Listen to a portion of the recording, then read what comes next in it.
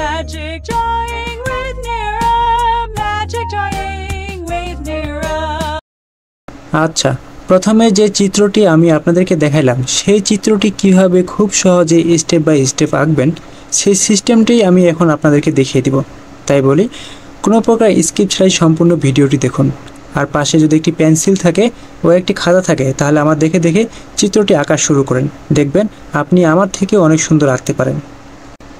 প্রথমে খুব সুন্দর করে একটি বৃত্ত এঁকে নিতে হবে। বৃত্ত আঁকা হয়ে গেলে স্কেলের সাহায্যে মধ্যভাগের একটু উপরিভাগে সোজা বরাবর একটি দাগ টেনে নিতে হবে। তারপরে পাহাড় আঁকার জন্য উপরে দুটো চিহ্ন অর্থাৎ কানেকশন পয়েন্ট দিয়ে দিতে হবে। এই কানেকশন পয়েন্ট দুটোকে টার্গেট করে আমাদেরকে উপরে দুটো পাহাড় আঁকতে হবে। এই পাহাড় দুটোর মাঝ বরাবর যে ফাঁকা অংশটুকু থাকবে এই ফাঁকা অংশটুকুতে আমাদেরকে সূর্য এঁকে নিতে হবে। এখন যে কোনো একটি সাইডের কোন অংশ থেকে রাস্তা বের করতে হবে, অর্থাৎ আমরা এখন রাস্তা আঁকবো। রাস্তাটি দেখার সৌন্দর্যের জন্য রাস্তার পাশে আমরা এখন গাছ এঁকে নিব। গাছ আঁকার জন্য প্রথমে আমরা বাঁকা করে দুটো লাইন টেনে নিব। লাইন টানা হয়ে গেলে উপরে পাতা আঁকার জন্য 5টি আবার বাঁকা করে লাইন টেনে নিব। লাইনগুলো বাঁকা করে আঁকা হয়ে গেলে পাতাগুলোকে আমরা একটু কুচি কুচি করে দিব, তাহলে দেখতে সুন্দর লাগবে। এভাবে আমরা রাস্তার একটি সাইড এ পাশ থেকে ও পাশ পর্যন্ত গাছ এঁকে নিব। তবে খেয়াল রাখতে হবে প্রথমে গাছগুলো বড় হবে এবং পরবর্তী গাছগুলো ধীরে ধীরে ছোট হবে। বন্ধুরা দেখুন আমাদের চিত্রটি কিন্তু এখন অনেক সুন্দর হয়ে গেছে। তো আমরা এখন পাহাড়ের কাজ করব।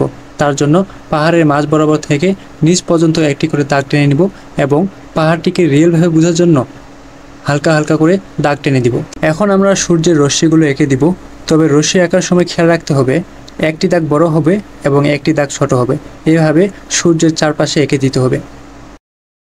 তারপরে আমরা উপরের অংশটুকুতে পেন্সিলের সাহায্যে হালকা করে স্কেচ করে দিব।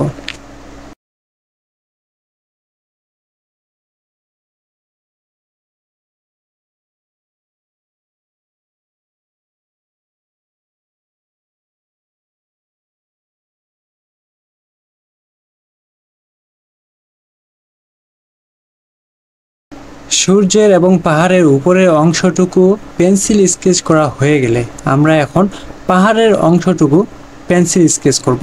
অর্থাৎ বলতে গেলে আমরা পেন্সিল দিয়ে রং করব। ঠিক আছে, তো পেন্সিল দিয়ে রং করার ক্ষেত্রে এখানে একটি গুরুত্বপূর্ণ কথা আছে, এটি একটু মনোযোগ সহকারে শুনবেন এবং মনে রাখার চেষ্টা করবেন। সূর্যটাকে কেন্দ্র করে যেহেতু পাহাড় দুটো আছে অথবা পাহাড়ের মধ্যবর্তী স্থানে যেহেতু সূর্য আছে, তাহলে সূর্যের তাপ বা সূর্যের আলো কিন্তু পাহাড়ের মধ্যবর্তী স্থানগুলোতে পড়বে। সেই অনুযায়ী পাহাড়ের যে সাইডগুলো আছে বাইরের সাইডগুলো এগুলো একটু বেশি ডিপ হবে এবং মধ্যখানের যে অংশগুলো আছে এগুলো একটু হালকা ডিপ হবে, কারণ সেখানে সূর্যের তাপ পড়ছে, এজন্য ওগুলো একটু বেশি সাদা দেখাবে।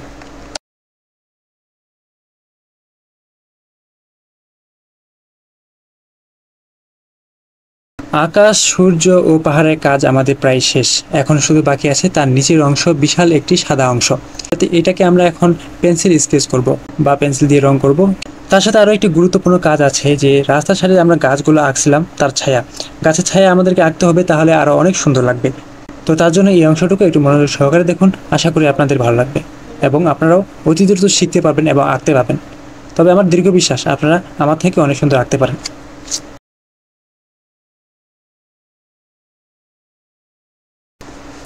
আচ্ছা, পেন্সিল দিয়ে রাস্তা রং করার সিস্টেমটা আপনাদেরকে বলে দিই। রাস্তার শেষের অংশ অর্থাৎ দূরের অংশটুকু হবে ডিপ কালো এবং ধীরে ধীরে সামনের অংশটুকু হবে হালকা কালো।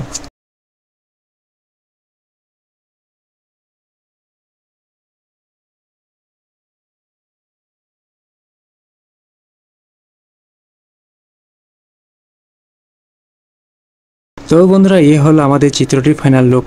সহজ নিয়মে মজার মজার চিত্র আঁকা শিখতে আমাদের ইউটিউব চ্যানেলটি এখনই সাবস্ক্রাইব করুন।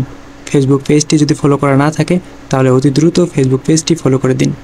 শুধু তাই নয়, ইতিপূর্বে এরকম আরও অসংখ্য ভিডিও আপলোড করা হয়েছে, আপনারা চাইলে সেই ভিডিওগুলো দেখে নিতে পারেন। আজকের মতো এখানেই বিদায় নিচ্ছি। ভালো থাকবেন, সুস্থ থাকবেন।